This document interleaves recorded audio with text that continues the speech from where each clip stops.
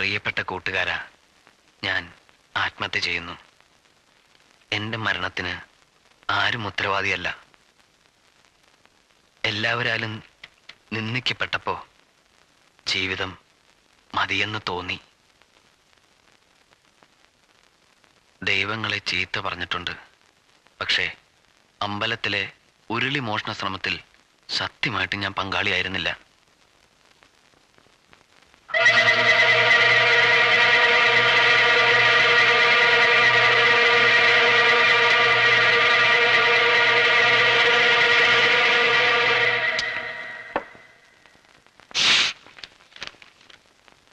തൊഴിലില്ലായ്മയ്ക്ക് മുന്നിൽ ദൈവത്തെ പുനരുദ്ധരിക്കാനുള്ള കമ്മിറ്റിക്കാരോടുള്ള ദേഷ്യം വടക്കേലെ ദിനേശനും കൂട്ടരും ചേർന്ന് തീർത്തപ്പോൾ അറിയാതെ ഞാനും അതിലൊരു കുറ്റക്കാരനായി.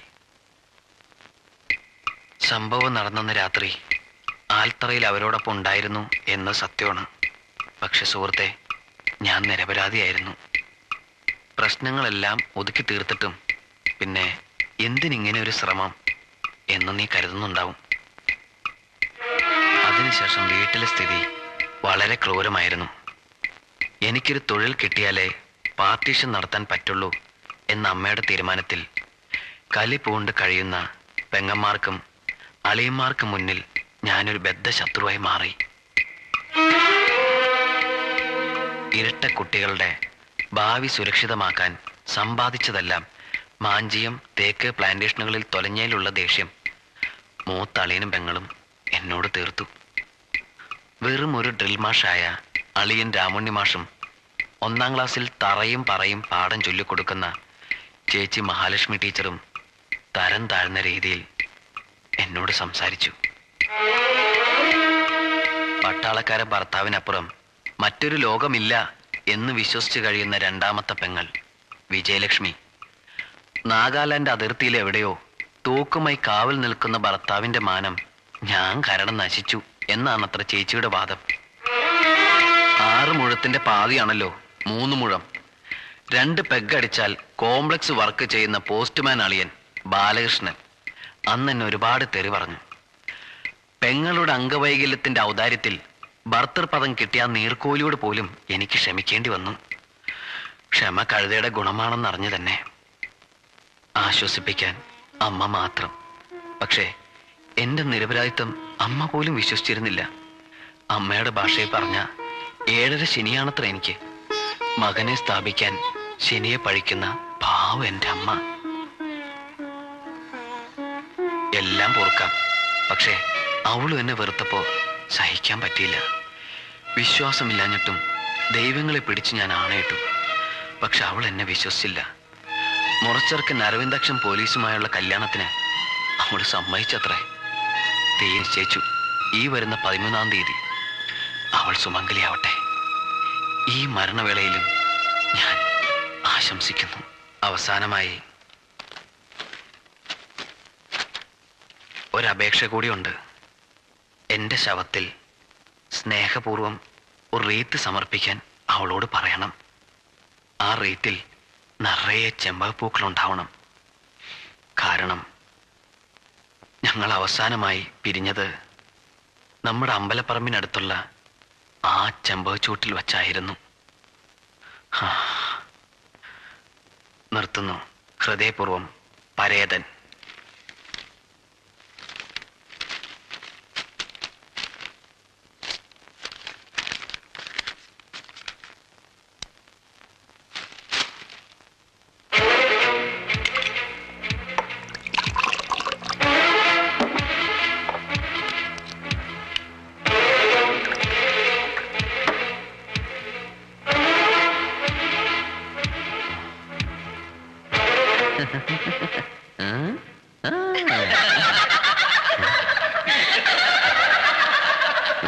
ചിരിക്കരുത്, ചിരിക്കരുത് ലോകമേ, പ്ലീസ്. എന്നെ പരിഹസിക്കരുത്, പ്ലീസ്.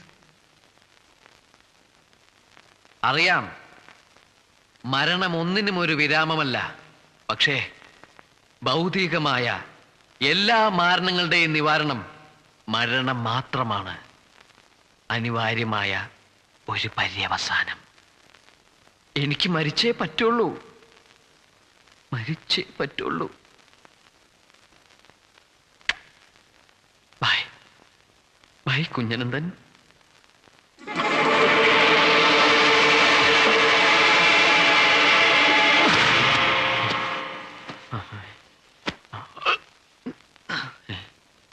വെളിച്ചം വേണ്ട, സുഗമമായ മരണത്തിന് ഇരുട്ടാണ് ഉത്തമം.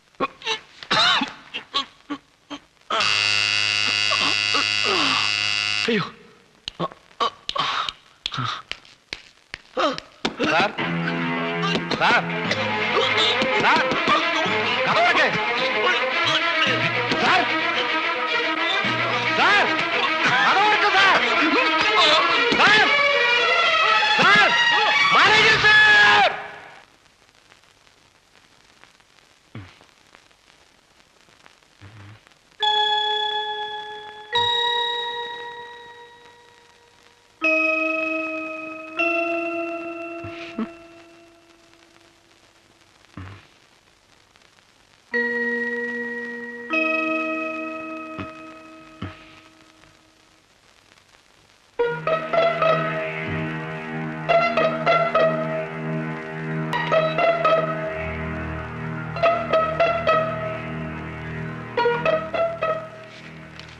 പോരല്ലോ, റെസ്റ്റോറന്റ് ബില്ലിൽ 200 രൂപ ഇനിയും ബാക്കി.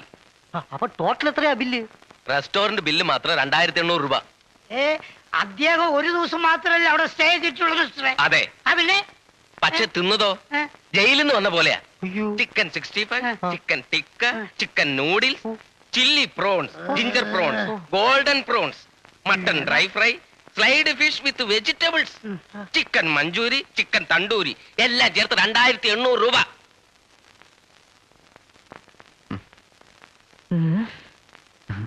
വിശന്നപ്പോ കഴിച്ചതാ. ഓഹോ, അപ്പൊ തിന്നു മരിക്കാനായിരുന്നു പ്ലാൻ. ഇതൊക്കെ തിന്നിട്ട് ചാകാഞ്ഞിട്ടായിരിക്കും വിഷം കൂടെ കഴിച്ചത്. അതും ഏറ്റില്ലല്ലോ പണ്ടാരടങ്ങാൻ. ദേ, ഒരു സംശയം, നിങ്ങളുടെ ഹോട്ടലിൽ തണ്ടൂരി അടുപ്പുണ്ടോ? ഉണ്ടല്ലോ. ഓ, എങ്കിൽ ആ കിടക്കുന്ന സാധനത്തിന് ഒന്ന് തണ്ടൂരി അടുപ്പിലിട്ട് ചുട്ടു തരുവോ? തണ്ടൂരി കൊലക്കേസിന് വേണമെങ്കിൽ ഞാൻ ജയിലിൽ പോവാം. അത് വേണോ ബാലകൃഷ്ണ? വേണം. എന്തായാലും ഒരു ആശ്വാസമുണ്ട്, ചത്തില്ലല്ലോ. ചത്ത ഞങ്ങളുടെ ഹോട്ടലിനാ ചീത്തപ്പേര്. ജീവിച്ചാ ഞങ്ങൾക്കും. എന്തായി? വന്നല്ലോ പൊന്നാരപ്പങ്ങള്, പേടിക്കണ്ട, സന്തോഷിക്കാൻ മാത്രം ഒന്നും ഇവിടെ സംഭവിച്ചില്ല. പൊന്നാങ്ങളുടെ വായിക്കരിയിടുന്നതിന് മുമ്പ് ആ ബാഗിൽ നിന്ന് ഒരു 200 രൂപ കൊണ്ട് എടുത്ത്. 200 രൂപയോ? അതെ, ഇദ്ദേഹത്തിന്റെ ഹോട്ടലിൽ വെച്ചായിരുന്നു അദ്ദേഹം മരിച്ചത്. വായ്പയും പിരിവും നടത്തി മാക്സിമം ഞങ്ങൾ പിരിച്ചു. ഇനി ഒരു 200 രൂപയുടെ ഉണ്ടെങ്കിലേ ഡെഡ് ബോഡി വിട്ട് കിട്ടൂ. എങ്കിലല്ലേ ശവടക്കം ചെയ്യാൻ പറ്റുള്ളൂ. കമോണ്ടറെ,